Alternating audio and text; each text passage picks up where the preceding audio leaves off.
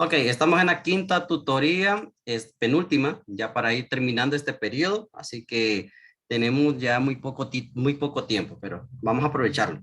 Estamos directamente en el capítulo, ¿verdad? De la segunda parte, que hemos venido viendo acerca del tema del conocimiento, epistemología, estructura de conocimiento, nociología, y todo ese tipo de cuestiones que hemos analizado en la clase anterior. Hoy vamos a ampliar un poquito más, así que les comparto la pantalla y amplío también esto para que lo podamos hacer. Okay.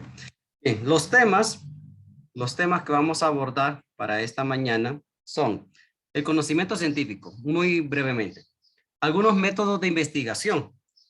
Miren que ustedes como estudiantes de la universidad van a llevar un proceso bastante fuerte durante todo su vida estudiantil acerca de investigación. Y eso es bueno porque nos va a hacer a cada uno de nosotros mejores profesionales. Es decir, que no vamos solamente a hablar por hablar, sino que vamos a tener una base sólida para poder explicar o argumentar lo que nosotros estamos investigando. La teoría del método científico o metodología, algunas características generales de la ciencia, la epistemología de Paul Feyerabend, la dialéctica materialista en el marxismo, según leninismo y hegelianismo, el constructivismo radical contemporáneo. Son los temas así a grosso modo que voy a abordar. Y como les digo, algunos van a ser videos muy cortos, pero que son muy importantes. En cuanto al conocimiento científico, no voy a abordar mucho porque yo sé que esto ustedes lo han manejado desde que están en la escuela y más todavía cuando estuvieron en el colegio. Hablaron acerca de eso, pero lo que vamos a decir es que es para poder tener un tema de investigación. Por ejemplo, cuando uno va a hacer una tesis, ya para una tesina, para la licenciatura o para una maestría o un doctorado, uno debe de tener una serie de procesos que nos ayuden a nosotros a poder argumentar. Y eso depende bastante del razonamiento que nosotros le demos, pero ese razonamiento que nosotros le demos a un tema de investigación tiene que ser enfocado hacia algo. Por eso se llama abstracción, es decir, podemos abstraer algo de la realidad, de lo que está afuera.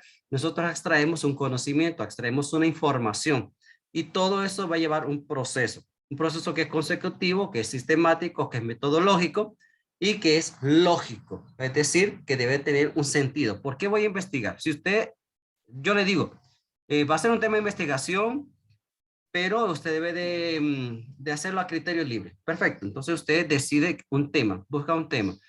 Ahora, usted tiene que ver por qué va a hacer ese tema de investigación y no otro. Debe de justificar por qué elige ese tipo de tema. Entonces, el razonamiento puede ser definido como el pensamiento discursivo, es decir, un pensamiento que es científico, un pensamiento que a usted le va a ayudar a conectar ideas. Por eso debe de ser lógico, debe tener una finalidad, un sentido teleológico, es decir, que debe tener claridad. ¿Por qué usted está investigando eso? ¿Qué es lo que quiere hacer? Para ello yo les propongo tres etapas principales, que es la acumulación y elaboración de datos empíricos, ¿verdad? La acumulación, recuerdan ustedes que los pasos de método científico, en este caso lo hacemos más resumido. Acumular es recopilar información, ¿ok? Es elaborar datos. Es como cuando alguien viene y va a hacer una encuesta y anda de casa en casa, entonces usted anda acumulando, usted anda recopilando información. Está haciendo un banco de datos para después que trabajar, elaborarlos. Así usted va a construir una teoría. A partir de todo lo que usted ha recogido en esa encuesta, por ejemplo, entonces usted va a tener ya un material del cual se puede valer para después dar unas conclusiones. Eso significa que usted va a poder explicar, no solamente con pensamiento subjetivo o con pensamiento de lo que yo creo, lo que posiblemente, porque cuando uno hace una investigación científica, no se basa en yo creo, o es posible, o a lo mejor no. En este caso, cuando uno hace una investigación seria, formal, debe de argumentar, debe de tener una base y cuando usted ha recopilado la información, usted puede explicar con datos que verdaderamente usted puede decir, aquí está la prueba. Aquí está la prueba. Entonces usted recoge, elabora, es decir, manipula la información, en un sentido como debe ser, no manipular, es poder tomar los datos. Usted construye una teoría, entonces usted ya se formula, ¿verdad? Ya se formula una teoría, ya usted va a constatar las hipótesis. Y cuando usted tiene comprobadas las hipótesis, afirmadas o negadas, entonces usted puede dar una explicación y decir, no, esta investigación, al finalizar todo lo que yo trabajé, entonces los resultados son esto, esto y esto. ¿Y por qué? Por esto y esto y esto. Y las pruebas están aquí. Tan, tan, tan, tan. ¿Sí? Entonces, eso nosotros vamos viendo que hay hay un proceso. Mario Bunge estableció 8 pasos para desarrollar la investigación científica. Solamente lo voy a enunciar, lo voy a leer nada más para que ustedes lo conozcan, para que ustedes sepan, ¿verdad? Que por lo menos hubo un investigador, un hombre pues de grandes criterios al momento de investigar, y que él dijo pues hay cierto tipo de pasos que se pueden desarrollar para hacer una buena investigación científica. Primero, ya lo habíamos anticipado, enunciar preguntas bien formuladas. Si las preguntas no están bien hechas, la investigación va a ser un desastre. Va a ser un desastre. Es decir, usted debe de tener una serie de preguntas, sí, pero esas preguntas van enfocadas a un problema de investigación. Entonces yo quiero hacer la investigación, por ejemplo, en una comunidad donde no hay agua potable. ¿Cuál es el problema? Pues que hay carencia de agua potable. ¿Por qué? Porque no hay fuentes donde se pueda obtener el agua. Usted formula la pregunta, pero la pregunta está enfocada a ese problema, el problema de investigación, que no hay agua. Reunir conjeturas son aquellas hipótesis no fundadas y contrastables con experiencia para contestar las preguntas. Entonces usted se formula cierto tipo de hipótesis, posiblemente porque no hay una fuente cercana, porque hay mucha tala de árboles, porque no hay bosques, etcétera. Deriva consecuencias lógicas de las conjeturas. Entonces, ¿de dónde? ¿Por qué? Porque tal vez hace muchos años aquí estaba pues lleno de árboles, pero el pueblo que llegó no, o la gente que ha venido habitando ha venido cortando las cosas. Bueno, es decir, va derivando una cosa de la otra, ¿ok? Esto vino a la otra. Entonces, hay un desarrollo, hay un progreso, pero esto ha traído también de que en este pueblo el agua se ha ido perdiendo. ¿Por qué? Porque tal vez la gente ha ido cortando todo para hacer casas, hacer edificios, qué sé yo, ¿ok? Arbitrar técnicas para poner a prueba la veracidad de las conjeturas. Obviamente tenemos que confrontar las cosas, tenemos que investigar lo que otros ya dijeron. Y dependiendo de lo que ellos ya dijeron, yo ahora voy a someter mi postura y voy a someter mi investigación. Por lo tanto, los resultados, ojo, los resultados deben de ser comprobados y deben de ser interpretados.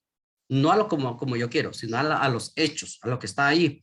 Por lo tanto, la veracidad de las cosas los resultados al final deben de ser bien interpretados. No, si usted ya tiene resultados, ya elabora una encuesta o ya hizo una investigación de campo, entonces ahora se trata de decir la verdad.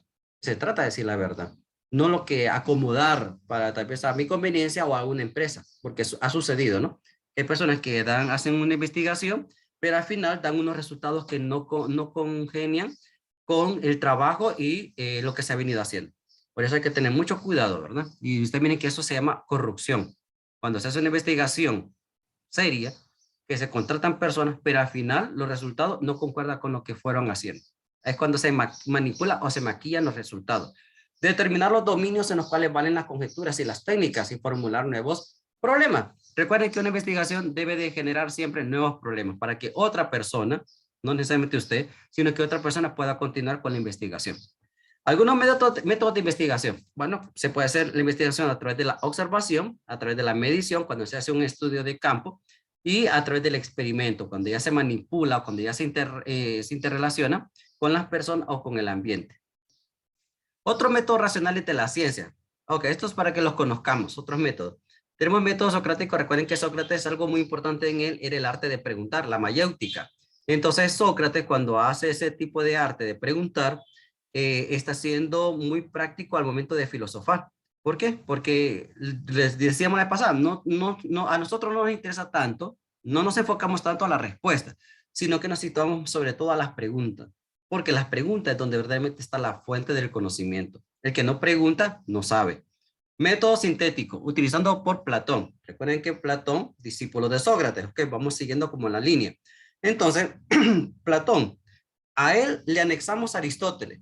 Y también vamos a acudir también a la escolástica. Este método sintético como tal, hablamos de que enfocamos la época antigua o época clásica y también la época escolástica o época medieval.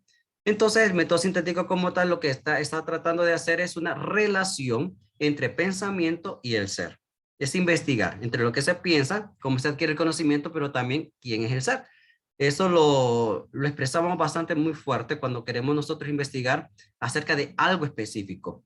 En este caso podría ser un campo antropológico o un campo psicológico y queremos investigar por qué el comportamiento del ser humano es de esta manera o por qué se mira que hay tanta pobreza en un lugar y la gente se queja mucho, pero hace poco. Bueno, es un método sintético. Método psicológico es el origen de los contenidos mentales. Es una investigación mucho más profunda y también más especializada, porque se va directamente al contenido mental, a la forma de pensar, a la forma de la persona, cómo es su psique, ¿verdad? Sus ideas, es lo que hace que sea eso y no de otra manera. El método trascendental o crítico, eso lo que anda buscando es identificar de manera especial desde el pensamiento de Kant, mira, porque él habla acerca de este pensamiento crítico. Entonces, desde el pensamiento de Kant se investiga acerca de las condiciones y los límites del conocimiento, hasta dónde una persona llega a obtener conocimiento, si desde la razón o desde la experiencia. Yo adquiero conocimiento desde la razón, yo adquiero conocimiento solo desde la experiencia, y eso lo mirábamos anteriormente. ¿Recuerdan ustedes? Cuando, hacíamos los grupos de trabajo y ustedes pudieron investigar acerca de eso. Los empiristas, que el conocimiento viene solamente de la experiencia, y los racionalistas, que el conocimiento es innato, que nosotros ya nacemos con el conocimiento y que es predominante. El método dialéctico de Hegel y Marx. De manera especial, pues Hegel es un pensamiento bastante particular porque él utiliza aquello de afirmar, afirmo un contenido, niego ese contenido, y al afirmar y negar ese contenido, yo obtengo entonces una conclusión. Es como vulgarmente cuando uno dice, a punta de mentiras yo saco verdades. Es decir, yo hago que la persona me afirme un tema. Si quiero descubrir la verdad de esta persona, yo hago que esta persona me afirme, pero al mismo tiempo hago que niegue, hago que niegue lo que he dicho anteriormente. Cuando ya estamos entre esa encrucijada, entre verdad y negar, entonces no le queda de otra que decirme la verdad. ¿Por qué? Porque sencillamente se ha contradecido. Hay una contradicción, pero esa contradicción me lleva a mí a una verdad. Ahora, ese método dialéctico está basado sobre todo en esto ya más técnico, en tesis, afirmar, antítesis, que es negar o contradecir lo que ya se dijo, y la síntesis, que es la conclusión. Es un método bastante interesante que muchas personas le dicen, fíjate que yo te vi en tal parte y me dijiste que no había sido. No, pero yo no he ido. Sí, ya fuiste, me vinieron a contar. Y lo peor de caso, ¿dónde te fuiste a meter que te dije que no volvieras a ir ahí? Ah, pero si solo fue un ratito. Ah, ¿verdad que fuiste? Y tal vez nadie le contó. Nadie le ha contado. Entonces, ese es un método dialéctico. Ahora, el método intuitivo. Henry Bergson, él lo que hace es que procura ver desde una percepción inmediata la realidad. Es decir, lo que yo estoy viendo en este momento, en el aquí y en el ahora. Ahora, ese aquí y ahora tiene un proceso de cambio. El método intuitivo está tratando de investigar cómo se da ese tipo de proceso, cómo se da ese tipo de cambio en la medida que yo interactúo con la realidad. Es decir, este era así, y ahora cómo ha ido evolucionando. Por ejemplo, cuando se hacen desastres naturales, volcanes y todo esto, entonces estaba de esta manera, pero ha ido teniendo una serie de cambios. Bueno, eso a nivel natural, podemos decir, ¿no? Pero lo que vamos viendo es identificar cómo se está dando esa sucesión o esa continuidad de cambio. El método positivista, cuando hablamos de positivismo, jóvenes, y yo creo que ese nombre les va a sonar muchísimo porque lo tuvieron que haber visto en el colegio, incluso en algunas otras clases lo van a ver también bastante. Cuando hablamos de positivista o de positivismo, Auguste Comte. En primer lugar, por excelencia, Augusto Comte, ese sociólogo que habla del positivismo como el carácter científico riguroso de las cosas.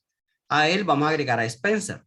Bueno, ¿de qué trata el positivismo? Ciencias positivas, es decir, basadas radicalmente en observación experimental. Para ellos, si no es así tan radical, tan tajante de método científico, si es no método científico, de ciencia, que la investigación tiene que ser de ciencia. Si no es positivista, entonces eso como que carece de valor.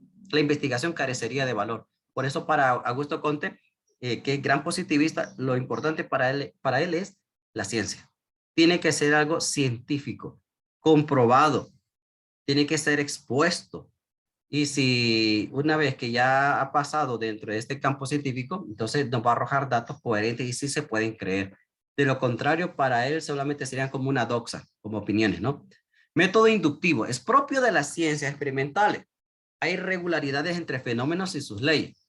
Entonces, aquí tenemos los pasos de la inducción. Por ejemplo, la inducción, ya la vamos a ver más adelantito, pero por lo menos que tengan la palabra inducción, lo que se trata es de hacer una observación, se observa, se clasifica ¿ok? Es muy parecido a lo que dijimos anteriormente. Se seleccionan aquellos datos que son parecidos para poder clasificarlos, obviamente. Se hacen hipótesis, hay una contrastación, no sé, se tiene que confrontar el pensamiento mío con la investigación de otro. La deducción, donde se hace una deducción, se deduce, es decir, se llega a una conclusión general, a una conclusión que ya está estipulada, partiendo de la investigación que se hizo, la demostración como tal, ¿verdad? Porque ya está, ya se corrobora y se explica posteriormente el resultado. Se organizan los resultados. ¿Para qué? Para poder determinar qué se va a hacer con esa investigación. Porque hacer una investigación y que no se ejecute nada después, ¿para qué hacer una investigación, cierto? Que queden solamente en papeles. Si yo hago una investigación es porque quiero que haya un efecto. Es decir, hayan reacciones. Y ese es el sentido de una investigación. No solamente ir, hacer un estudio de campo, observar y clasificar información y tener y comprobar hipótesis y después tener un resultado final. Bueno, ahora sí, crear leyes. Crear leyes significa ejecutar, hacer algo para dar una respuesta a aquel problema que nos habíamos planteado.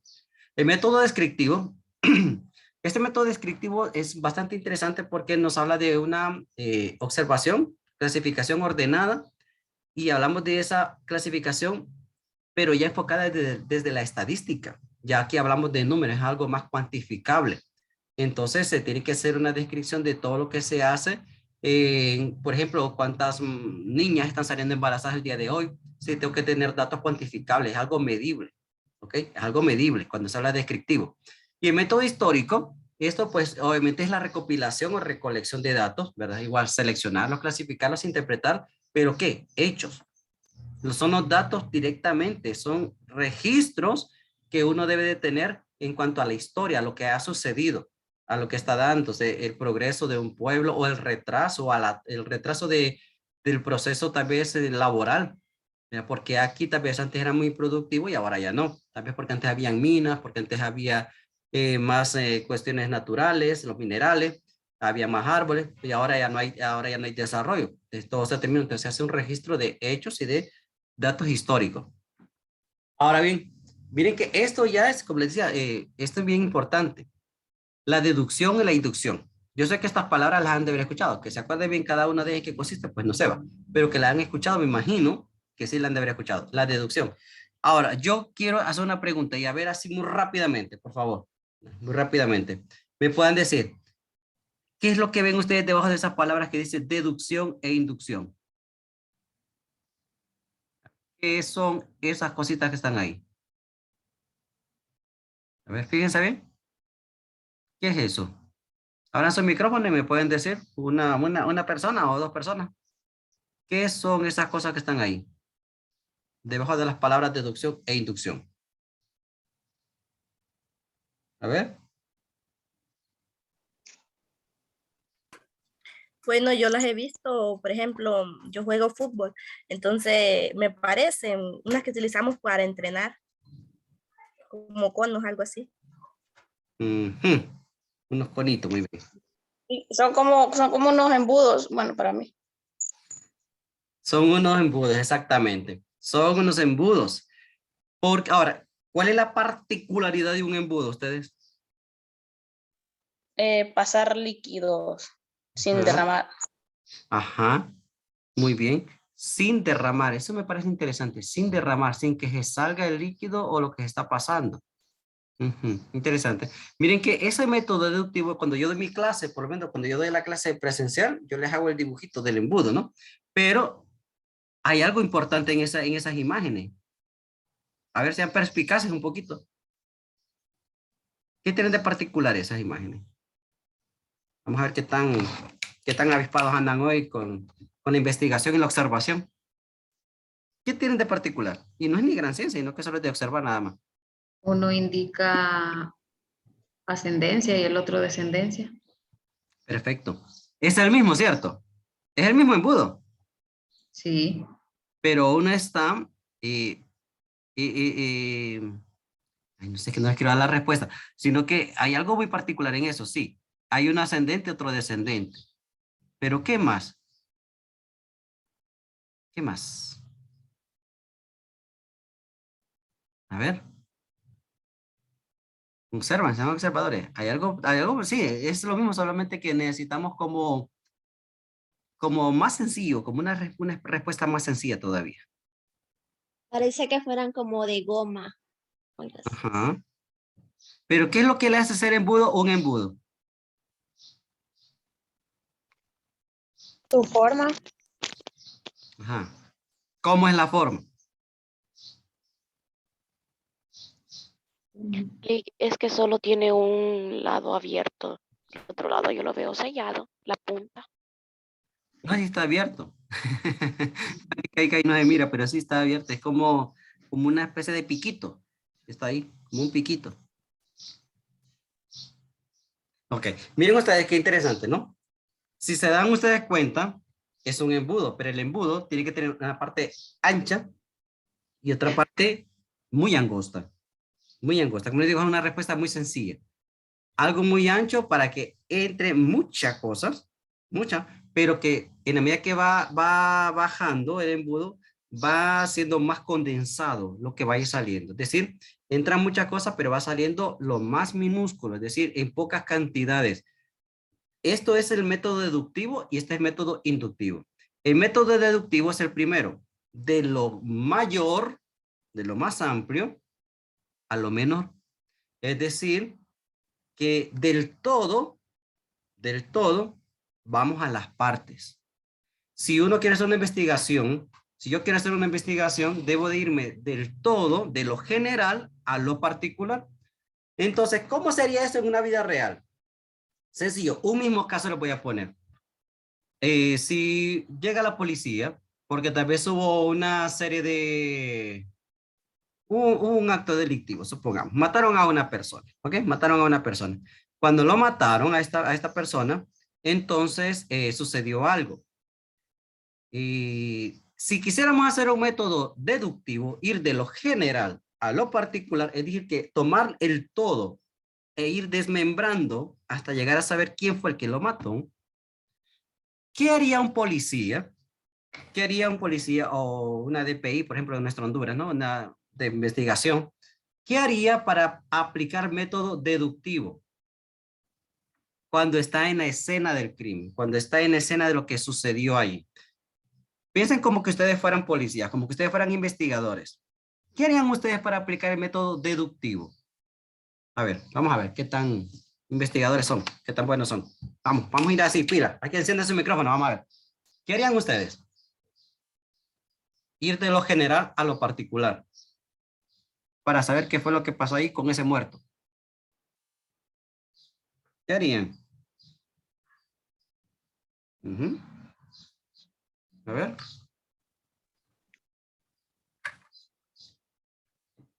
No harían nada.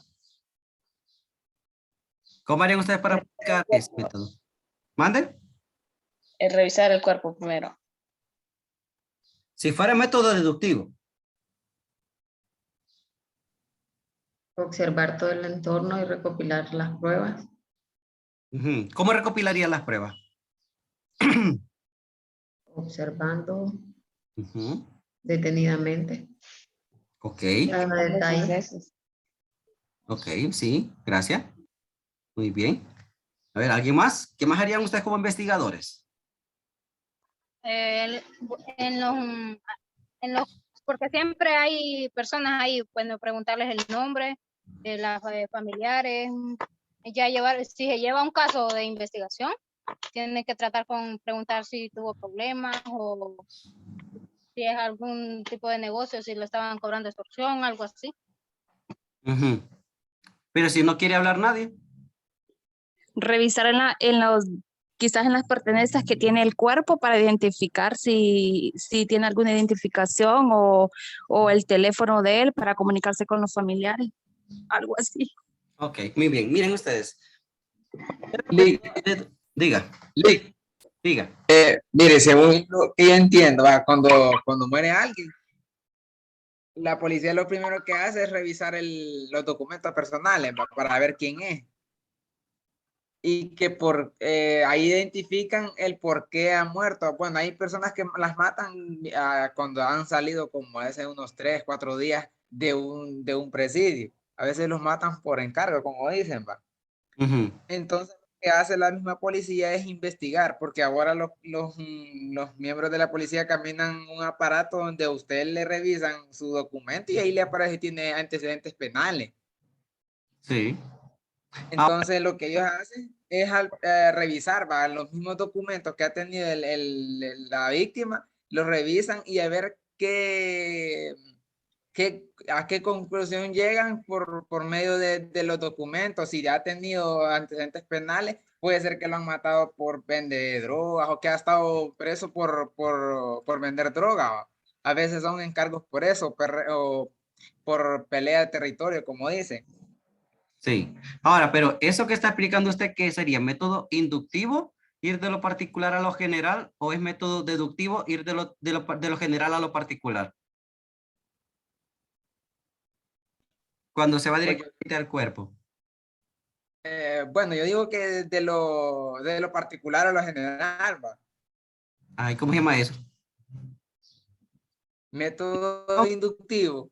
Inductivo, exactamente. ¿Por qué? Porque no se vino, si una persona, un investigador, se va directamente al cuerpo, a la persona, no está viendo el todo, está viendo una parte del todo. Entonces, el método de investigación es que se puede perfectamente hacer así, ir a lo mínimo para llegar a lo máximo, para poder así recopilar toda la escena, lo que sucedió, todo lo demás, y se puede hacer. Y eso se realiza de manera especial cuando hay una investigación. Si se mira primero el todo, se recopila la información de todo, y después se va al cuerpo, en este caso que es el que se necesita investigar, pero primero a recopilar. ¿Han visto que ustedes cuando hay cierto tipo de cosas ponen unas, no sé cómo le llaman a eso, unas cositas como amarillitas, que es donde van diciendo que son, ¿cómo le dicen a esto? Son los cauchos de la bala. Sí, pero no me acuerdo cómo se llaman. Eso es, la pólvora que tiene la bala, a veces son identificadas con otras que han surgido anteriormente en otros asesinatos. Entonces ellos investigan si es esa misma serie que tiene la bala, ha tenido algún otro asesinato. Y así se va investigando, así con ese mismo asesinato, investigan con otro. Por la serie de la bala, revisan la serie de una pistola también, porque no todas las balas son iguales para diferentes pistolas, pues, sino que solo para una sola. Muy bien. Y eso es aplicar este tipo de método. Como les digo, o puede irse directamente al todo, la escena completa, y después ir ubicando cada cosita, cada cuestión que está allí, ¿verdad? Cada prueba que está ahí, entonces le va ayudando a poder descifrar o poder descubrir qué es lo que verdaderamente pasó. Pero también se puede ir a la inversa. Puede irse directamente al cuerpo, a lo que está pasando ahí, y después empezar a recopilar la información general de todo, porque ya andan haciendo rondeo, o andan rondando, no sé cómo dice la palabra, están rondando, están ahí buscando, recopilando todo tipo de información. Entonces se puede hacer de las dos maneras. Método deductivo, de lo general a lo particular, como les dije yo, por ejemplo, miran el budo, el primero que es lo más ancho está para arriba y lo más delgado para abajo. El método inductivo, que sería lo más delgado a lo más ancho. Razonamientos deductivos, como hablamos de lo general a lo particular, tenemos el caso de Aristóteles, que hablaba acerca de algo que se llama silogismo. El silogismo es poder aplicar lógica a las cosas, a las pláticas, a las conversaciones, a la estructura mental. Y entonces él nos va a proponer algo que se llama silogismo. Y este se compone de una primera y una segunda premisa. Pueden haber más premisas, no solamente primera y segunda. Hay dos premisas y de estas dos premisas se saca la conclusión. Es casi como aquello que les decía, que alguien afirma, que niega después y después tiene una conclusión. Solo que en este caso hablamos de que se le llama premisa. Premisa 1, premisa 2, o primera premisa, segunda premisa. Y después de estas dos se saca la conclusión. Y aquí solamente dejamos dos ejemplos. Por ahí. Todos los hombres son mortales. Todos. Hablamos de todos, está en plural, ¿no? Todos los hombres son mortales. Nos vamos a singular. Sócrates es un hombre. Primero decíamos, ¿cuántos hombres son mortales? Todos. Después nos vamos a Sócrates es un hombre. ¿De quién estamos hablando? De Sócrates. Pero ¿quién es Sócrates? Es un hombre. Y anteriormente dijimos que todos los hombres son mortales. Entonces, si todos los hombres son mortales y Sócrates es un hombre, Sócrates es mortal. Sócrates es mortal. Esa es la deducción que se saca. Que si todos los hombres son mortales, ya, y Sócrates es un hombre, entonces por lo tanto Sócrates tiene que ser un mortal también. Si A es semejante a B, si B es semejante a C, entonces estamos diciendo de que A es semejante a C. ¿Por qué? Porque ya hemos hecho esa confrontación de A con B, B con C. Por lo tanto, entonces A tiene que estar relacionado con C. Es como les digo, solamente es una deducción que se saca de algo, de lo general a lo particular. Y así nosotros vamos descubriendo entonces ¿qué? Una conclusión. Llegamos a una conclusión. Y eso nosotros lo podemos hacer a cada momento. De sacar de, como dicen, de grandes cosas, sacamos la verdad. Llegamos a una realidad. Ahora, las características generales de la ciencia. Por ejemplo, la objetividad, según Stewart Richards, las afirmaciones se demuestran sin necesidad de evidencias empíricas, sin necesidad de ser algo sensible. Por ejemplo, cuando uno puede decir, ¿verdad? Que si yo estoy gordo, es porque no estoy flaco, ¿cierto? Yo no necesito comprobar eso. Si yo estoy gordo es porque no estoy flaco, lógico. Si yo tengo cabello es porque no estoy calvo. Pero yo no puedo estar al mismo tiempo, no puedo tener al mismo tiempo pelo y estar calvo. No se puede. Entonces, la ciencia como tal nos va diciendo de que hay cosas que son objetivas, que yo no necesito ir a comprobarlo para saber de que algo así es, verdaderamente. Si yo soy alto, no puedo ser alto y bajo al mismo tiempo. Entonces, vamos viendo que este tipo de características de la ciencia son bien importantes. ¿Por qué? Porque nos ayudan a medir las cosas, a medir y a cuantificar la realidad. Como les digo, no es una opinión, no es doxa, sino que es algo que se comprueba, que verdaderamente necesita una investigación seria y formal para poder así tener los datos de investigación y que sean coherentes. ¿Ok? Ahora, ¿quiénes son los que se encargaron muy fuertemente de la investigación? Hay un grupo que se llama, una cosa que se llamó el Círculo de Viena, que es como una especie, para que nos entendamos, como de un club que se formó. Entonces voy a dejarles aquí ahorita presentarles que es muy breve, porque solo es muy breve esto, pero voy a dejar este pequeño video y pónganle mucha atención para que me digan ustedes a ver qué les llama la atención de ellos, ¿ok?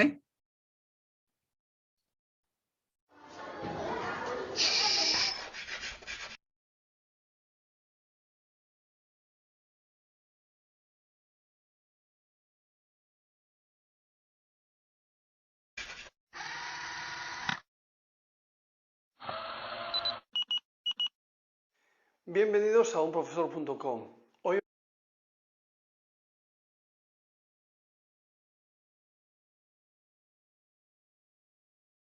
vamos a hablar de un movimiento que surge en Viena, que es el conocido como...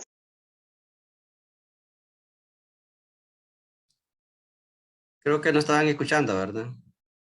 Lo había puesto en silencio. Sí, se escucha. Se escuchaba, Lick. Ah, bueno. Círculo de Viena. Un grupo de filósofos, normalmente preocupados por el método de la ciencia, empiezan a filosofar sobre cuál debería ser este método propio de la ciencia, el método científico. Son gente vinculada también alrededor del pensamiento de Sigmund Freud. Estos filósofos, como Moritz Schlick, Rudolf Carnap, Otto Neurath o Alfred Ayer, lo que hacen es considerar qué método debería seguir la ciencia para que ésta pueda ser llamada así, ciencia. Consideramos, por lo tanto, que cualquier disciplina científica que no siga el método de la ciencia no puede denominarse científica. El Círculo de Viena lo que hace es plantear como propuesta la inducción. Es decir, a partir de un conocimiento particular repetido, llegar a un conocimiento de carácter general. Si un hombre tiene estómago, otro hombre tiene estómago, otro hombre tiene estómago, y así sucesivamente, llegamos a la conclusión: todos los hombres tienen estómago. Este es un ejemplo inductivo. La deducción sería el camino inverso. Partiendo de un conocimiento general, aplicarlo a un caso particular. En el ejemplo que teníamos antes, si todos los hombres tienen estómago, Juan Pérez, que es un hombre, tiene que tener también estómago. Por lo tanto, el planteamiento deductivo necesita de una inducción previa, ya que partimos de un conocimiento general y nosotros no tenemos experiencia de los conocimientos generales. Por eso el Círculo de Viena propone la inducción. Nosotros sí que podemos experimentar casos particulares y podemos llegar a conclusiones de carácter general. Eso es la inducción. En un vídeo posterior analizaremos la crítica que hará a este proyecto o a esta preparación inductiva de la ciencia que hace el Círculo de Viena por parte de Karl Popper. Os invito a que vayáis a la página web de unprofesor.com, allí encontraréis actividades, estas resueltas y también la forma de poneros en contacto conmigo por si tenéis alguna duda. Muy bien. Miren ustedes, ahora me gustaría escuchar algunas impresiones de lo que acaba de decir el... Lick, Dígame. allí, ¿verdad? Que dijo que la deducción partiendo de un conocimiento general siempre necesita de la inducción previa. O sea que los dos van juntos, van de la mano, ¿verdad? Para poderlo Sí. realizar. Exactamente, así se hace una investigación completa y muy austera. ¿Qué más? ¿Alguien más? ¿Alguna otro aporte? No, estamos bien, muy bien. Ahora miren ustedes, hablando de este Círculo de Viena, que se trata de hacer una investigación científica, porque de eso se trata el Círculo de Viena. Hacer algo no solo desde la filosofía, se hace un campo de investigación científico. Aunque pareciera contradictorio, no lo es. Porque para poder hacer una investigación se tiene que analizar. Y recuerden que la filosofía lo que trata de hacer es analizar, de criticar, de indagar y no quedarse solamente con lo que a uno le dicen, sino ir mucho más allá. Bueno, para esto hay un hombre que también nació en Viena, se llama Paul Feyerabend. Él pues tiene un pensamiento muy fuerte, muy fuerte. Miren que es doctor en filosofía por la Universidad de Viena y él tiene de manera especial una investigación científica muy, muy atrevida, diría yo. Vamos a ver un poquito a conocer quién es este señor, Paul Feyerabend.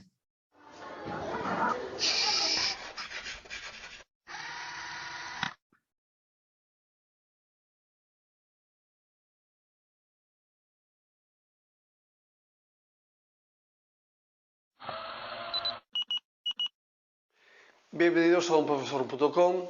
Hoy vamos a hablar de la concepción del anarquismo epistemológico planteado por Feyerabend. Siguiendo los últimos vídeos que hemos hablado del método de la ciencia, hemos hablado de Karl Popper, el cual nos decía que el método de la ciencia es el método de la falsación. Nosotros intentamos que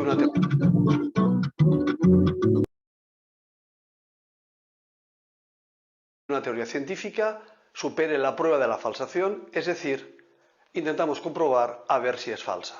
Así pues, una teoría científica es vigente mientras no se demuestra que es falsa. En segundo lugar, hemos hablado del pensamiento de Thomas Kuhn, que crea el concepto de paradigma, en el cual considera que hay dos periodos diferentes de progreso de la ciencia, que serían la ciencia normal y la ciencia revolucionaria, o el proceso de revolución científica, para sustituir un paradigma preestablecido. Sin embargo, tenemos otro autor, que es Feyerabend, que considera que la ciencia no posee un método propio. O sea, niega la existencia de un método científico. Esta idea es, digamos que, muy poco ortodoxa, teniendo en cuenta que la ciencia suele ser definida precisamente a partir del concepto del método de la ciencia. Afirmar que la ciencia no tiene ningún método adecuado, ningún método propio, significa simplemente considerar que los científicos saben hacer su trabajo porque tienen conocimientos científicos, pero no porque utilicen un método considerado como el método de la ciencia. Esta visión tiene un precio a pagar. Si la ciencia no posee un método que diferencie la ciencia de lo que no lo es, tampoco podemos afirmar que la ciencia sea un conocimiento superior a las disciplinas no científicas. Siempre se consideraba que la ciencia era superior a las otras disciplinas de conocimiento porque la ciencia, a diferencia de otras, posee un método. Feyerabend niega la existencia de un método adecuado para la ciencia, de un método propio de la ciencia, de un método característico de la ciencia, por lo cual esta superioridad de la ciencia no existe. Esta visión, que no ha sido aceptada por muchos científicos, sin embargo, lo que establece es que la ciencia Lo que hace es conocer cada científico con su forma de ser, con su forma de actuar. Aquello que hace que la ciencia avance. En cierta medida, las teorías actuales giran más alrededor de las teorías de Kuhn o de Popper, pero hay que tener en cuenta esta propuesta de Feyerabend negando la existencia de un método para la ciencia. Os invito a que vayáis a la página web de unprofesor.com.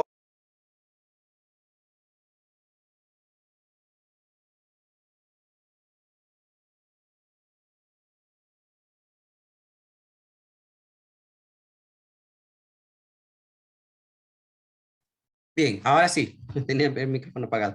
Ahora que veamos un poquito acerca de qué fue lo que le llamó la atención de este video de ahorita de Paul Feyerabend. ¿Qué le llamó la atención?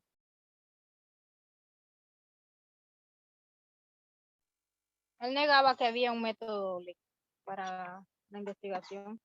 Sí, y ahora la pregunta sería, ¿él negaba método o negaba la ciencia? Método. El método, pero la ciencia sí la identificaba como que estaba ahí. Ujú. Ujú, muy bien. ¿Alguien más? ¿Algo más que le haya llamado la atención de Feyerabend? ¿Algún otro? Miren qué interesante porque son personas que se han dedicado al estudio científico, pero en este caso dice él que no existe un único método, no existe un método propio de la ciencia, sino que el científico como tal sabe lo que es la ciencia, o sea, sabe cómo aplicar ciencia, aunque no esté involucrada en un preciso método científico, ¿no? Pero que se aplica a la ciencia. Claro, obviamente esto se volvió contradictorio por parte de algunos otros, porque muchos han llevado, o en ese tiempo habían llevado pues una serie de procesos para el método científico, pero para él la ciencia era mucho más, no solamente era una serie de pasos o de métodos, pero no está negando tampoco la ciencia, sino que al contrario, le está exaltando a la ciencia, el valor de la ciencia como tal. Ahora bien,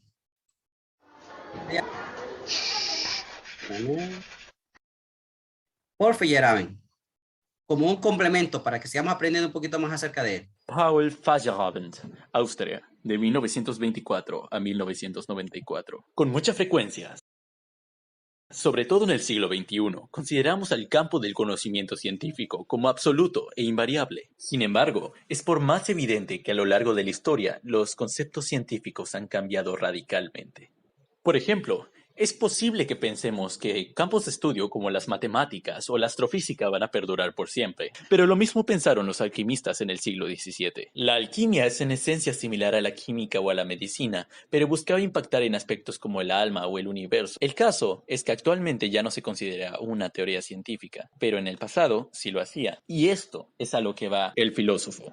Feyerabend publicó un libro llamado Contra el método, esbozo de una teoría anarquista del conocimiento, y está diseñado específicamente para acabar con la idea de que la ciencia solo puede ser hecha de una manera. El anarquismo de Feyerabend dice que no hay un método científico perfecto.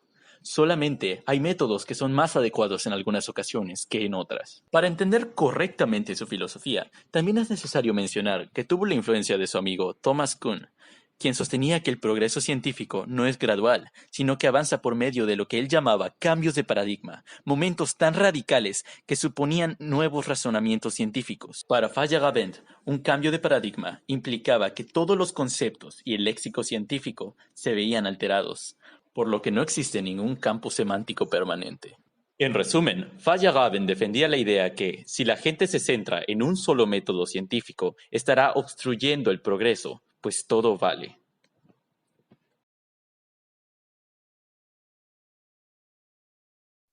Miren ahora ustedes cómo vamos ampliando más. ¿Qué les llamó la atención de este video, de lo de ahorita, lo que se dijo, de Feyerabend?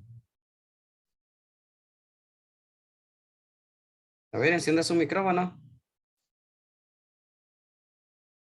Conozcamos más sobre Feyerabend. ¿Quién es él? ¿Qué les llamó la atención? Aparte de lo que ya se había dicho.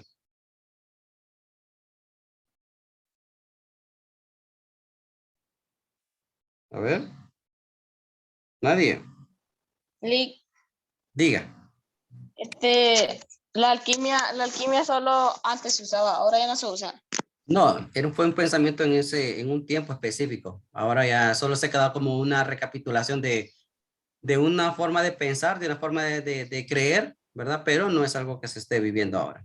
A mucha gente lo utiliza el día de hoy, pero como una especie de comparación a lo que se tenía aquel pensamiento en ese entonces.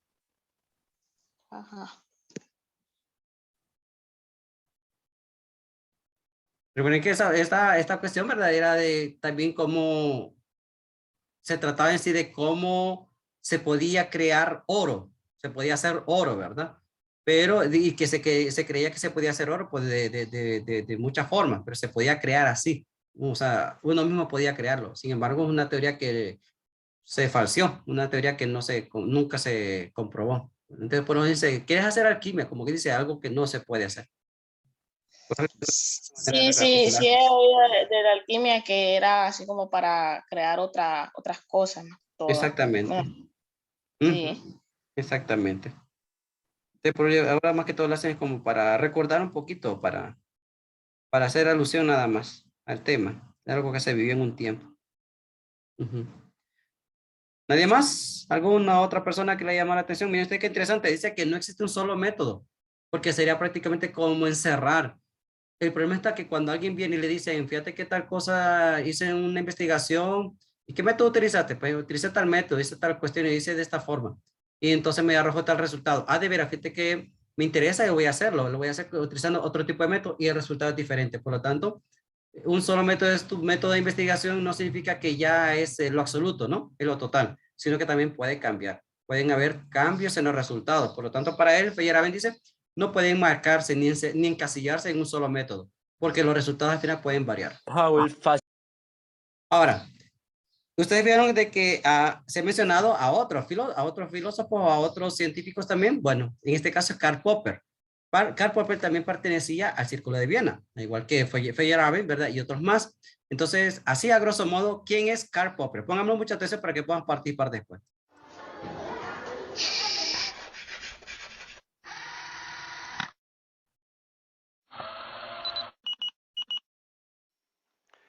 Bienvenidos a unprofesor.com. Hoy vamos a hablar de la propuesta falsacionista de Karl Popper. El Círculo de Viena, a principios del siglo XX, propuso que el método de la ciencia debía estar basado en la inducción, es decir, en el hecho de que a partir del conocimiento particular, repetido, llegamos a un conocimiento de carácter general y, por lo tanto, la ciencia puede avanzar añadiendo conocimiento a lo que tenía anteriormente. Popper afirma que esto no es cierto y rechaza la inducción como método de la ciencia. Simplemente considerar que a partir de la repetición de casos particulares nosotros podemos llegar a conclusiones generales es absurdo. Del hecho de que nosotros hayamos conocido que ciertos planetas giran con órbitas elípticas, no podemos deducir, no podemos afirmar, no podemos inducir que todos los planetas del universo que han existido, que existen y existirán, giran todos siguiendo una órbita elíptica. Esto es imposible. Popper propone algo más sencillo, que es la falsación. Es decir, en lugar de buscar todos los casos que sí, buscar un caso que no. Esto es debido a que, según Popper, millones y millones de verificaciones no hacen que una proposición general sea cierta. Sin embargo, una sola vez que comprobamos que es falsa, la hace falsa para siempre. La ciencia así no avanza aceptando proposiciones verdaderas. ¿Qué ha pasado? Me ponen en silencio, por favor, todos los micrófonos. Sino rechazando proposiciones falsas. Lo que nosotros consideramos hoy como cierto es una ciencia provisional, ya que la ciencia no avanza cada día sabiendo cosas nuevas, sino que la ciencia avanza dándose cuenta de lo que hasta ahora consideramos como cierto puede ser falso. Esto conecta con la idea que planteaba Kant sobre el criticismo. En un vídeo anterior, cuando hablábamos del perspectivismo de Ortega y Gasset, hablábamos de la postura intermedia entre el escepticismo y el dogmatismo, que era el criticismo kantiano, que afirma que el conocimiento puede ser más o menos seguro, pero que sea más o menos seguro no significa en ningún momento que este conocimiento sea definitivo. La ciencia ya no es un conjunto de proporciones verdaderas, sino un conjunto de proporciones que de momento, de forma provisional, son consideradas como verdaderas hasta que sean falsadas. Esto significa un cambio profundo en la forma de concebir qué es la ciencia. Os invito a que vayáis a la página. Ok, veamos ahí qué ustedes pudieron identificar en este caso de Popper. Él rechazó la inducción como método de la ciencia. Ujú, muy bien, ¿qué más rescatamos? Gracias. ¿Qué más podemos rescatar de Popper?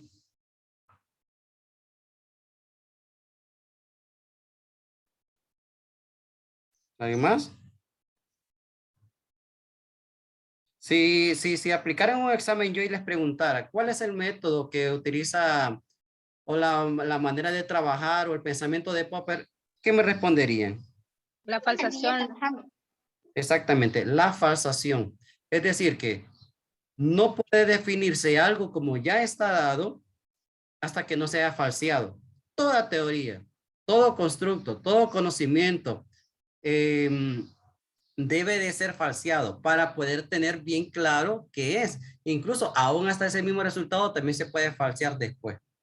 Por lo tanto, eso es el punto clave para Popper. Es el punto más fundamental.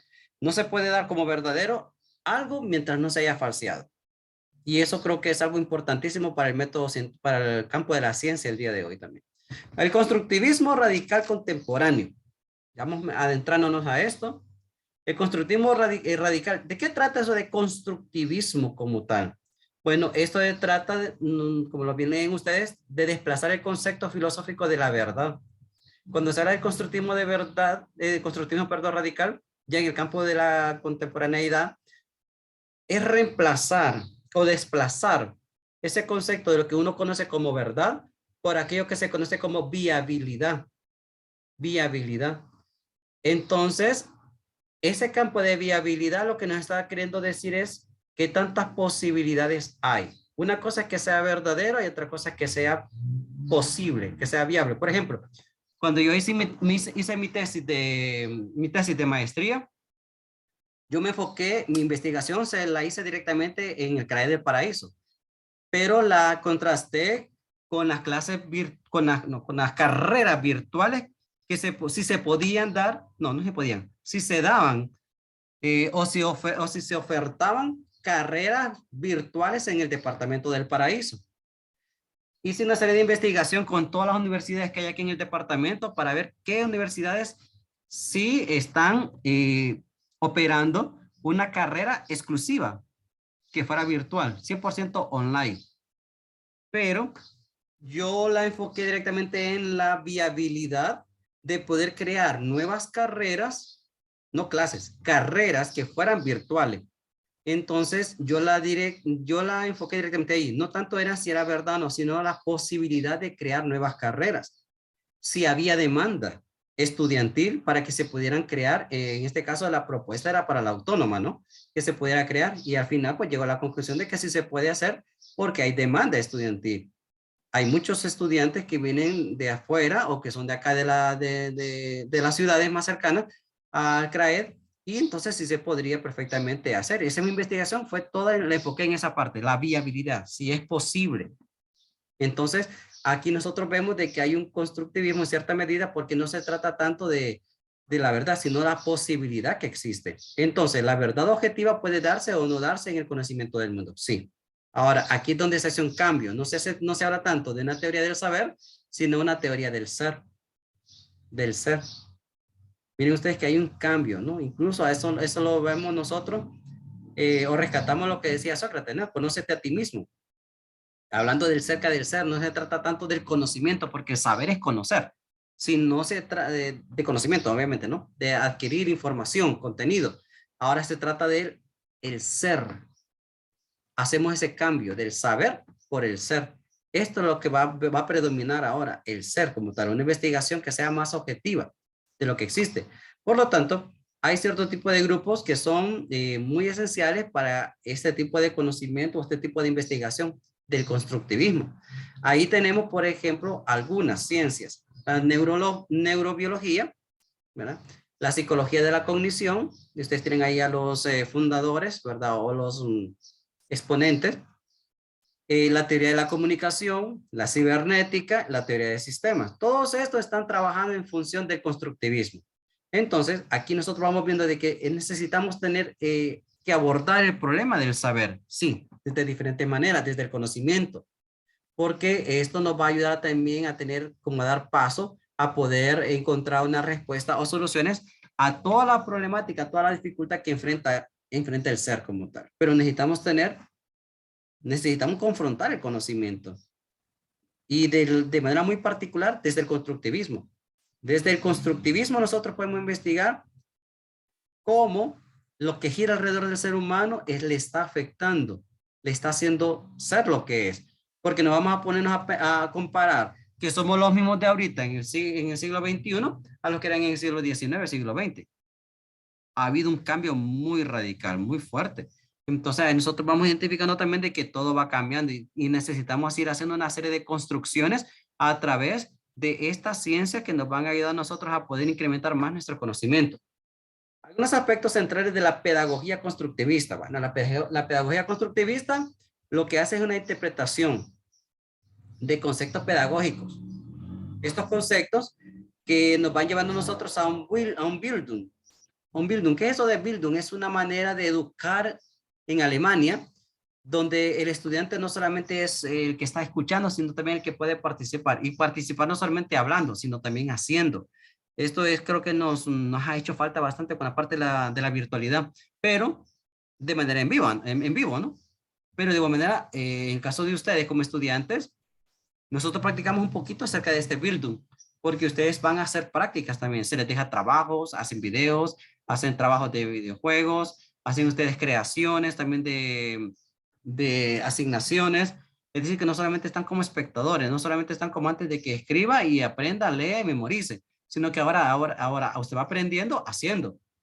Porque a medida que yo interpreto algo, que yo hago algo, entonces voy adquiriendo el conocimiento y no solamente lo conozco, sino que también lo voy fundamentando, lo voy argumentando y voy identificando qué es lo que me va a servir para la vida y qué es lo que considero que tal vez no es que no me va a servir, sino que tal vez no es primario, sino que tal vez tiene un plano secundario o terciario.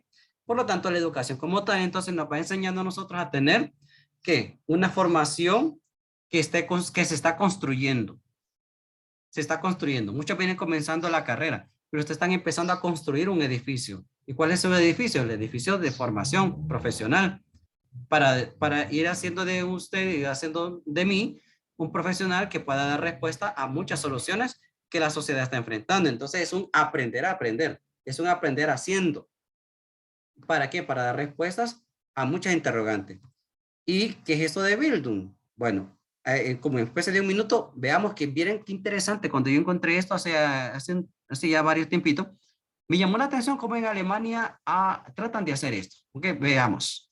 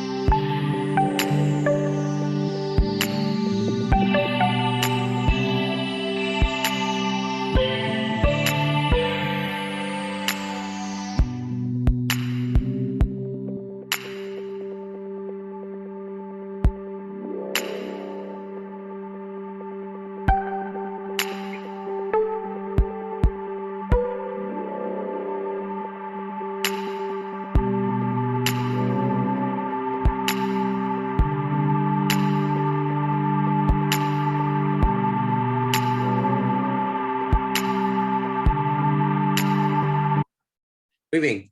¿Qué le llamó la atención de esta pequeña presentación? Vamos a ver. Dice que la educación es obligación de los padres y el Bildung de los centros educativos. Comprendo que los padres ofrecen el medio, ¿verdad? Y en los centros educativos se les debe de ayudar a los estudiantes o se les debe sembrar el derecho de que ellos descubran sus habilidades y sus destrezas para saber en qué campo se pueden desempeñar de mejor manera. Perfecto, excelente. Muchas gracias. ¿Quién más? ¿Qué más le llamó la atención del video? El que no limitara a las edades, sino que sean personas influyentes y que no hay límite, que todos pueden realizarlo en la práctica, no solo en teoría, sino que en práctica. Exactamente. No limitarse, no limitarse. Muy bien, excelente. ¿Qué más? Creer en sí mismo, Lick, dice que es algo muy interesante, o sea, no retrocederse, sino que de poder enfrentar. Se da Sí, muy bien, gracias. No limitarse. Los límites nosotros mismos nos los creamos. Muy bien. Miren ustedes qué interesante de cómo vemos nosotros e interpretamos que verdaderamente debemos de tener un cambio. Debemos de no limitarnos, porque lastimosamente a veces nos limitamos a muchas situaciones. Nos limitamos a muchas cosas que podríamos hacer tantos cambios radicales, que necesitamos hacer también un poco más de Bildung, porque miren ustedes, ¿qué es Bildung? Es un cultivarse. Yo debo de cultivarme como persona, cultivarme como profesional. Yo debo de desarrollar talentos y habilidades. Y los centros educativos, de todos los niveles que existen, debemos de fomentar esto, desarrollar más habilidades y debemos de desarrollar más talento humano. Y yo creo que por lo menos en la universidad, en la autónoma, creo que lo estamos tratando de hacer, lo procuramos hacer. Y eso vale la pena que lo sigamos desempeñando, que lo sigamos trabajando, ¿verdad? Bueno, esa era la clase de hoy. Y para aprovechar el tiempo, ¿verdad? Quiero darle la bienvenida a Axel. Axel, que está por ahí, no sé si enciende la cámara para que lo vean, Axel, para que lo conozcan. ¿Ah? Ok, les presento a Axel, como les había anticipado en el grupo de WhatsApp. Este joven ilustre, pues tuve el honor de haber tenido con él clases, ¿verdad? De conocerle, de acompañarlo. Él estuvo pues en el CRAE de París, ahorita está en una TED DANI, ¿verdad? Dada la carrera que está abordando ahora. Y pues un joven líder, un joven muy líder que considero de que él ha trabajado bastante en lucha, ¿verdad? Del estudiantado en autónoma, cuando estuvo en el CRED, lo hizo también en su momento, ¿verdad? Y ahora lo está haciendo lo quiere hacer de manera un poco más fuerte a través de las elecciones que vienen el 6 de abril. Así que le voy a ceder este espacio a Axel para que lo conozcan, se presenten y así los demás lo puedan saber de qué trata, qué propuesta es la que trae y qué es lo que viene a hacer. Axel, le cedo la palabra. Ok. Buenos días, Lick. Gracias por el espacio y buenos días a todos. Como ya lo mencionó él, mi nombre es Axel Ávila, candidato al Consejo Universitario. Si es de su conocimiento que este 6 de abril vamos a las elecciones estudiantiles. CRAED lamentablemente no hizo planilla. Entonces no se planó planillas, por ende no tienen alguien que los represente, digamos. Entonces, pero igual sí van a poder votar por el presidente de la federación, en este caso Luis Sandoval, y por el consejo propietario, en este caso yo. Entonces, ustedes se dirán, pero si UNATEC no tiene representación, ¿por qué hay que votar? ¿Por qué? Porque necesitamos mayor infraestructura. CRAED pertenece al centro regional más cercano, en este caso es UNATEC. Entonces, ustedes nos apoyan. ¿Qué vamos a hacer? Después de terminar las elecciones, vamos a CRAED, los organizamos. Entonces, yo fui estudiante de CRAED, yo sé las necesidades que hay en CRAED, entonces necesito su apoyo, poder votar por Luis Sandoval y por mí. Pero no necesariamente tiene que ser por mí, porque también está la oposición, que es el grupo de la plataforma de Podes. Nosotros vamos con el GANE. Entonces, como les reitero, necesitamos infraestructura, más contratación de docentes, atención a las denuncias de los estudiantes, porque muchas veces no somos escuchados, perdón. Entonces, y entre muchas cosas, no se pueden decir que tenemos esta petición y pues ya, solventarla, porque eso no es así. Todo va poco a poco. Pero esta es la meta. La meta primordial es ahorita poder llegar allá, ya que se ha tenido más de 15 años de que no se ha tenido representación estudiantil en los consejos universitarios. Por ende, las tomas de decisiones no han contado con nuestro consentimiento. Entonces, eso más que todo. Entonces, yo le voy a mandar el enlace al licenciado para que puedan votar el 6 de abril. Y eso es más que todo. Solo esperar con su ayuda. Y muchas gracias al licenciado por el tiempo. Y eso es todo. Feliz día. Bueno, Axel, gracias. Y me gustaría, no sé si alguno de los compañeros de los estudiantes le quisiera hacer pregunta, ¿verdad? Porque yo sé que para la mayoría esto es nuevo. Estas cuestiones de las elecciones en la universidad. Sí, cualquiera que tenga una pregunta puede hacerlo. Sí, no sé si alguno de los compañeros estudiantes que aprovechen ahorita para consultar y que de qué consiste esto, o cómo es la cuestión, o si, bueno, en la página de Facebook de la universidad, del CRAED, ahí se ha estado publicando varias cosas, ¿verdad? Videos de cómo hacer las votaciones y todo lo demás, pero no sé si alguno de los muchachos jóvenes que están aquí ahorita le quisieran hacer algo interrogante, diga. Yo quisiera preguntarle a él qué propuestas son las que tienen ellos. ¿Qué propuesta, Axel? Ok, como ya le había dicho anteriormente, CRAED no hizo planilla, pero va a tener la representación de UNATEC, porque CRAED pertenece a UNATEC, al centro regional más cercano, y el centro regional más cercano es UNATEC. Lo más primordial, que creo que la mayoría se ha dado cuenta, no sé si han tenido clases presenciales, es dónde está ubicado el CRAED. Yo sé que quizás aquí hay personas del paraíso y a muchos no les va a gustar de que se mueve el CRAED o no.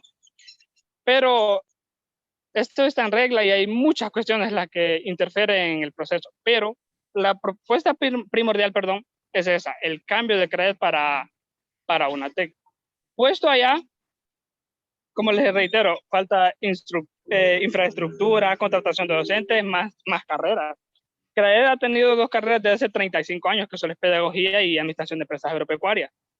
En UNATEC ya se hizo el estudio para traer una carrera que se llama licenciatura en desarrollo local, técnico en calidad de aguas y muchas más. Pero como falta el apoyo. Entonces, creo que es también de lógica, si el CRAED está allá, hay más presión de los estudiantes para las autoridades. Eso está, ahorita todas las autoridades son interinas. Pasadas las elecciones se va a llevar a votación quiénes van a quedar permanentes, quiénes van a elegir las nuevas autoridades, entre muchas cosas. Entonces, la propuesta para CRAED es esa, llevarlo a UNATEC y ofertar mayor carrera, porque esa es la parte que nosotros también solventamos, la oferta académica, clases, contratación de docentes, porque igual, no solo en CRAED yo sé que a veces, quizás algunos solo van un fin, el siguiente fin no van porque no hay clases. Nosotros también pasamos por eso. Porque, por ejemplo, en mi caso solo me salieron 3 clases este periodo, solo llevo 3 clases, cuando no debería ser así. Muchos estudiantes se han quedado rezagados por el sencillo hecho de que no hay personal docente. Entonces, eso, contratar más personal docente para ofertar más clases y poder seguir y darnos lo más rápido posible. ¿Alguna otra pregunta? Espero haber podido responder a su pregunta. Aprovechen ahorita a preguntar, jóvenes. La cuestión es bien interesante, ¿no? A ver, ¿quién más tiene alguna otra duda de acerca de las elecciones? Todos los estudiantes deben de participar de la universidad, presencial o a distancia. Todos, pero no sé si manejan la información. ¿Alguien más tiene dudas? ¿Alguna interrogante? ¿Algún comentario? Lick, para él, si ellos llegaran a ganar, ¿verdad? Y que contaran con el apoyo de nosotros, estaría facilitándolo dentro de cuántos años que me moviera el CRAED a Danlí, porque eso es dedicación, tiempo y que acepten las autoridades, pues, porque si lo proponen, perfecto, pero que ellos vayan a aceptar, a gestionar y todo eso, ¿durante cuánto tiempo? Ok, mire, el CRAED, como le digo, lleva 35 años aproximadamente en el paraíso. sí, varias veces se ha luchado por poderlo llevar a una TEC. Cuando yo estuve en el CRAED, igual yo luché, y Elic lo sabe, yo luché por el movimiento de CRAED, pero habían fuerzas, las fuerzas vivas que le llaman, cosa que no es así porque se supone que la universidad es autónoma. No tiene por qué las fuerzas vivas del paraíso entrar en eso, ni entes políticas, ni nada por el estilo. Pero hay ciertas cosas que, ¿cómo les digo? No les puedo decir porque son muy confidenciales en el ámbito de por qué CRAED se ha quedado en el paraíso. Pero con el nuevo gobierno, eso se propone cambiar. Como les digo, antes no habían elecciones, más de 15 años no han habido representación estudiantil en los órganos de autoridades, y por eso se han tomado decisiones sin el consentimiento de los alumnos. Entonces, tampoco es de que ganamos bien y ya de un solo se va a llevar el CRAED. No, esto va a costar, pero se va a lograr. Incluso hay una docente que está en eso, pues, que ella tuvo problemas con la universidad y Lick no sé si podría hablar sobre ese tema de Aida Lewis. ¿O usted no lo conoció? No, sí, yo creo que mejor no, porque Toma ya no está en la universidad. No vendría mucho, ¿verdad? Relevancia. Vamos, sí, no vendría porque ya la persona ya no está ejerciendo en la universidad. Vendríamos más que todo tal vez a abordar perdón, lo que se puede hacer, lo que se puede y se debe de hacer de ahora en adelante. Ok, bueno, entonces, solo para aclarar, ella quedó con eso del movimiento, pero tuvo X problemas. Entonces, esa es la idea, poder mover, pero no podemos hacer nada hasta que no tengamos una representación digna en los órganos estudiantiles, en los órganos universitarios, perdón. Puesto allá se van a presentar las peticiones tanto de una TEC como de CRAED, porque CRAED no puede quedar fuera, porque pertenece a la UNA, pertenece al centro regional. Entonces, va a ser un proceso, no va a ser de la noche a la mañana, todo va a costar, sí, pero se va a lograr. Ya. ¿Alguna otra duda? ¿Alguna duda, comentario, preguntas? ¿Amenazas?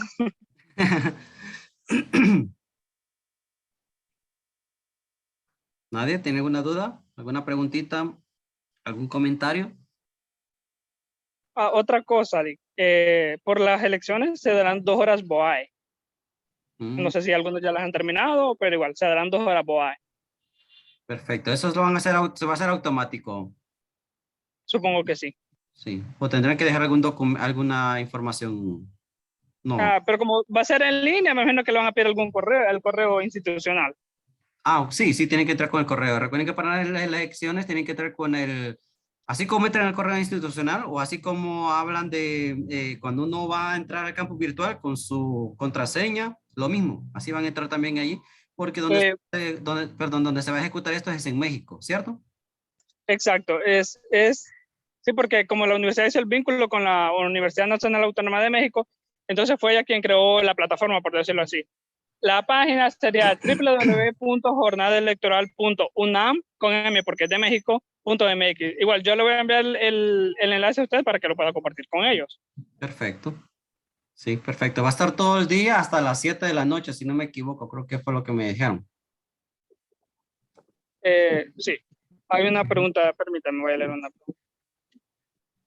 De Paola, acerca de las carreras, ¿siempre se contaría con las mismas o aumentaría alguna carrera más?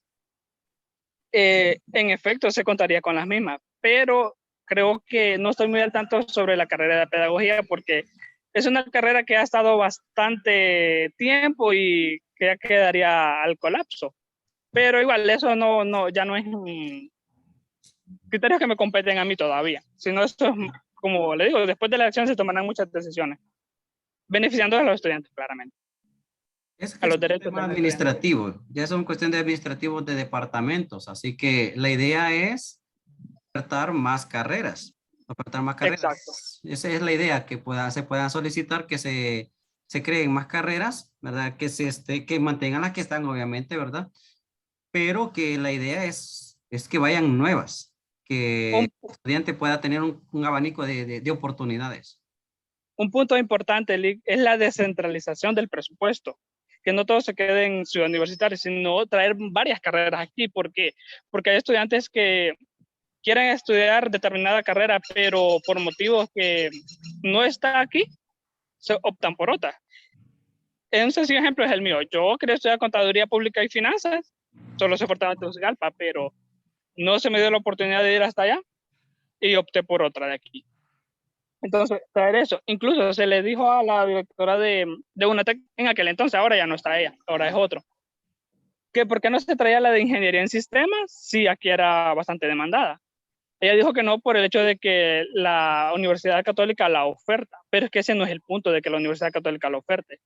Eso le compete a la pública para que personas que no tienen altos recursos poder sacar la carrera que les conviene, las que les dé su gusto. Entonces, esa es la idea, poder ofertar carreras descentralizando el presupuesto. Perfecto. Pero para eso necesitamos el apoyo, como le digo, y después de las elecciones se va a llevar todo a votación eso. Esto hablamos de que es este miércoles, ¿cierto? De Sí, miércoles. el miércoles 6 de abril. Así que están todos invitados, jóvenes. No sé si alguien tiene alguna otra pregunta, alguna otra duda, algún comentario. O amenazas también. ¿Alguien más? Un detallito más es que cuando ya vayan a votar, la fotografía no va a aparecer, solo va a aparecer los nombres. Entonces, independientemente del que quiera votar por nuestra plataforma o por la siguiente plataforma, eso ya es decisión de cada quien. Pero como ya me lo han preguntado en las otras clases, yo, pues, nuestra plataforma es con Luis Sandoval, presidente de la Federación de Estudiantes Universitarios, que es a nivel nacional, y concejal propietario, Axel Ávila, y él, Luis Sandoval. Ok, entonces las fotos de ustedes no aparecen, entonces, solo los nombres. No, solo los nombres, O correcto. sea, que tienen que conocer ya por quiénes van a votar para que no vayan a votar por otras personas o vayan a elegir a alguien tal vez de simpatía, ¿verdad? Porque hay varios movimientos, ustedes deben de conocerlos. Yo les invitaría a que vayan, ustedes entren a la página de la universidad y conozcan todo, ¿verdad? Para que tengan bien claro los nombres y cuál es la finalidad, ¿verdad? De cada movimiento y las propuestas de cada movimiento. Lastimosamente en el Paraíso no se ha podido, yo he insistido bastante en eso de que el estudiantado debe de organizarse, y eso les he dicho bastante en todas las clases, deben de organizarse para poder encontrar o para poder generar cambios. Lastimosamente esto ha costado un poquito. Un grupo creo que hubo un cierto tiempo, ¿verdad? Es el que se trataron de organizar y estuvieron un poquito en eso, pero creo que lo de la pandemia vino a detener todo, lastimosamente. Sí, bueno, yo estuve en eso, yo estaba en la directiva provisional que se hizo, después se subsanó, sí, pero fue en el 2020, antes de la pandemia. Entonces, se vino la pandemia y el proceso de elecciones se detuvo.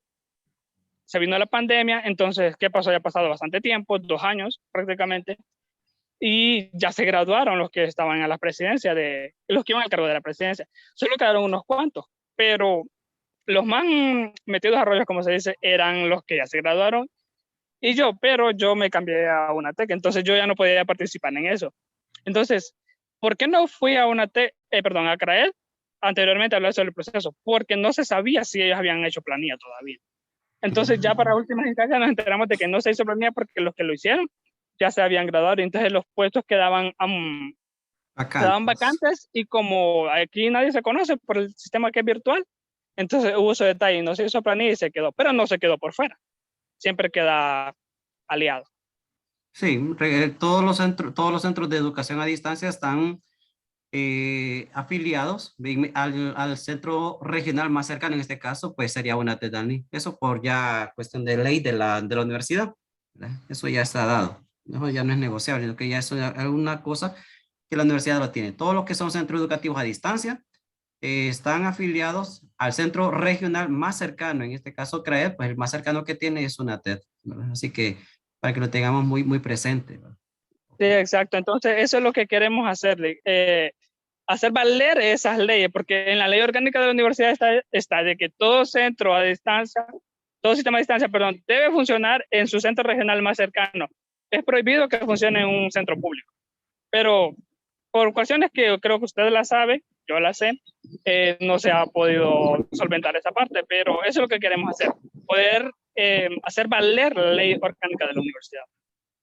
Ok, bueno, le agradezco mucho a Axel, ¿verdad? Porque ha explicado un poco acerca de lo que tienen ellos en proyectos con el movimiento, ¿verdad? Y también igual los demás movimientos que existen, que son varios, pero que tienen diferentes propuestas. Y lo importante es conocerlas, es informarnos para que nos demos cuenta de las oportunidades que tenemos, ¿verdad? Y en el caso del estudiante del CRAED, pues que también tiene oportunidades, que tiene derechos, tiene muchos derechos y que necesita hacerlos valer, ¿verdad? Porque hay muchas cosas que las están perdiendo, que lastimosamente no las están gozando de esos privilegios que la universidad les proporciona al estudiante, pero por falta de conocimiento, lastimosamente, ¿verdad? Hay que informarse más.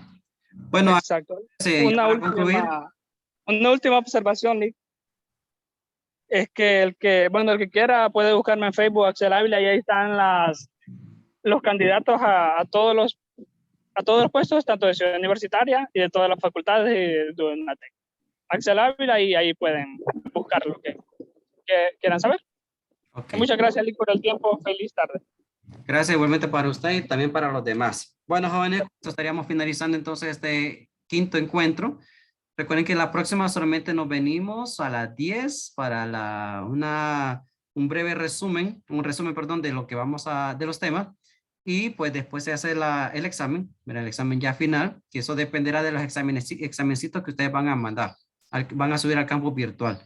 O me los pueden mandar anticipadamente, ¿verdad? A mí, para así revisarlo y cuando ya se los aprueben, te los pueden subir al campus virtual. O sea, no es que los van a subir y me los van a mandar a mí, no, los van a subir cuando ya estén aprobados. A menos que usted lo quiera mandar de un solo y no quiera que se lo revise, pues no hay, pero por mí no hay ningún percance, ¿verdad? No hay problema. Pero ya lo tenemos en cuenta, entonces a la próxima estaremos finalizando el periodo, que sería el 23 o 24, creo que es con usted día domingo, 24 de abril. Ahí estaremos finalizando. Así que nos volveremos a encontrar solamente para culminar. ¿Ok?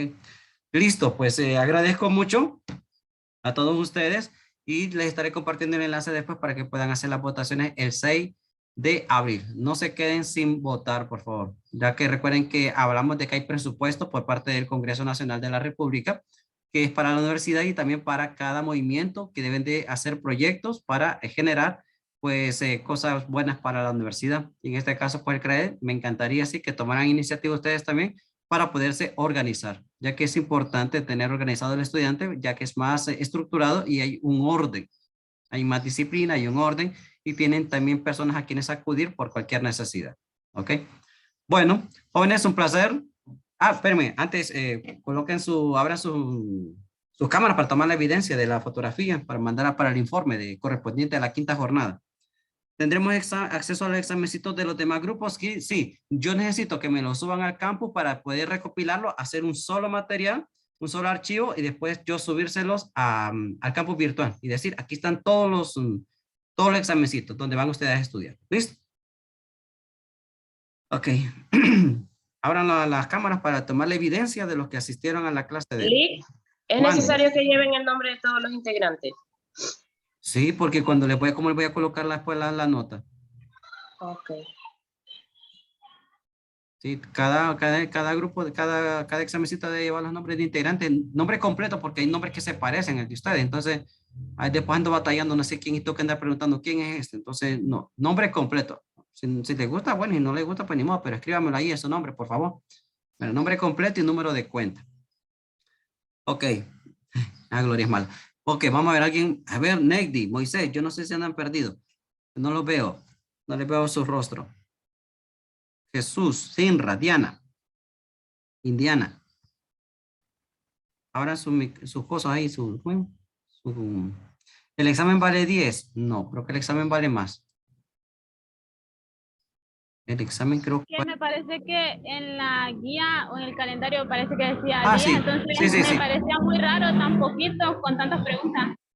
Sí, vale 10. Vale 10. Vale 10 puntitos. No le quise colocar un puntaje tan elevado. Porque ya de igual manera ya hemos hecho una evaluación consecutiva. Listo, bueno, pues sonrían, les voy a tomar las cámaras, la foto. A sacar sin Diana, sin nada. Porque no abrió nunca la cámara. Listo, les cuento hasta 3. Sonrían ahí disimuladamente. 1, 2, 3. Sonrían. Vamos a ver. Voy a pegar esto. Sí, perfecto. Salió muy bien. Bueno, jóvenes, estamos en la quinta. nos volveremos a encontrar solamente para decirnos adiós en la próxima, porque va a ser muy breve, solo 1 hora. Y los que van a pedagogía, sí se van a encontrar conmigo porque yo doy más pedagogía, ¿cómo se llama? Filosofía de la educación y ética profesional, que son las que imparto yo. O sea que no se van a librar de mí tan fácilmente los que van a pedagogía, ¿cierto? Así que vamos a aprender muchas cosas buenas, se los aseguro. Filosofía de la educación me encanta la clase y ética es fabulosa también porque tenemos muchas cosas que hacer ahí. Así que les espero. Los que van para administración de empresa agropecuaria, pues adiós, que les vaya bien. No me volverán a ver y los volveré a ver.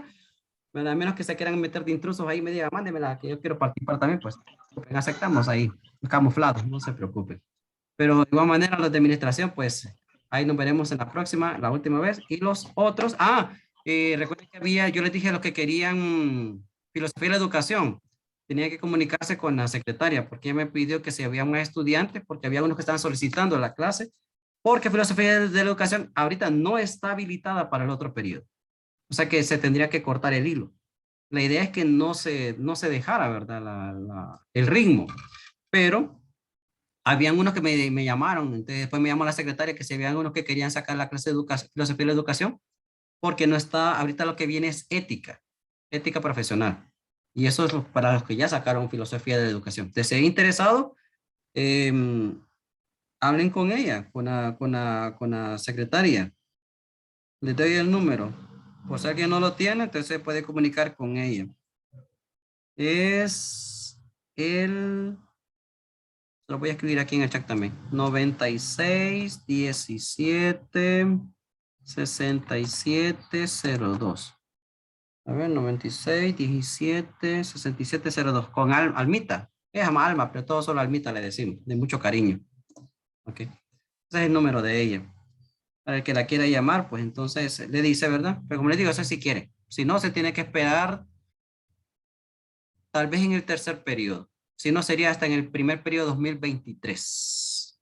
Listo, entonces ahí sería entonces para el otro año. Si acaso sería filosofía de la educación, porque no sé si la van a abrir en el segundo. La idea es que se abra en el tercer periodo, filosofía de la educación. Pero por cualquier cosa, si no, pues entonces sería hasta en el 2023. Así que te agradezco por haber asistido y nos veremos en la sexta tutoría para finalizar el periodo el 24 de agosto. Lee, Diga, Ana. tengo una pregunta. Ujú. ¿Las clases siempre van a ser en línea o se van a ir allá? No han dicho nada, oficialmente no han dicho nada todavía.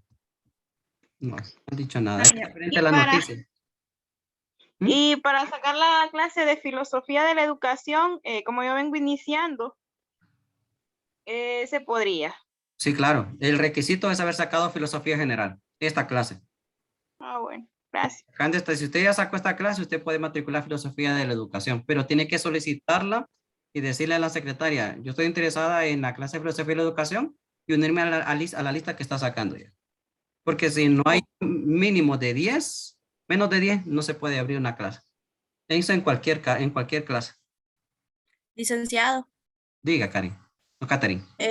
en el caso mío, que yo voy a cambiarme de clase, de carrera, estoy sacando administración de empresa agropecuaria, pedagogía. Podría sacarla, pero es mi primer periodo hasta ahorita. Sí puede. Ya consulté y sí puede. Total que haga la gestión, ¿verdad? Del cambio del traslado, no hay problema porque sí la puede perfectamente sacar. Otra cosa, licenciado, que le quería preguntar, para cambiar de carrera, ¿cuántas clases tiene que sacar uno? No, yo creo que no hay un límite, creo. Yo creo que es ahorita que lo quiera hacer, creo, el cambio. Eso se hace en registro UNA. Ahí dice solicitud, cambio de carrera. En registro UNA. Ok, muchas gracias. A la orden. Bueno, saludos jóvenes ilustres y tengan una excelente semana y nos veremos el 24, si Dios así lo permite. Saludos para todos. Gracias, Lidy. Bueno. Gracias. Gracias, buenas tardes. Gracias, Liz.